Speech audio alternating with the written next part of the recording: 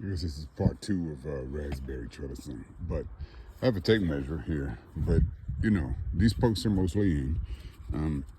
You know, I'm moving them pretty good. However, I want to stomp them a little more. I have my little, this is just a random piece of wood. This is the end of it that is fantastic for slamming the wood, the area around the post to make them more stable. It is a bit of an angle. It's because I say wood. You just look one day, you're like, that's perfect. You see here, you hold it here, and it curves out. If I hold it straight up, it's bent at the bottom. Perfect, so I can slam down in here and not be up against it. So there's a little side note. The main point here, again, what's the main point of anything? But is that I had to see how much room I need. So this post I made in the past, I remember I put it up top something, not a 4x4, but a 2x2 like this, and the bed's down there. And just rested on top, and there were like triangles, and I was gonna like hang, well, I'll use this for sunshade, just note taking. I gotta build sunshade too, so I'm just taking a note inside a note.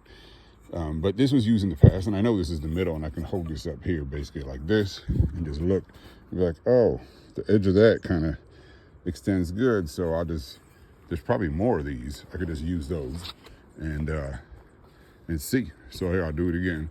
And this is better than about there. Whoops, I don't want to hurt these little guys. They're very strong when they come out. Come on, get that focus.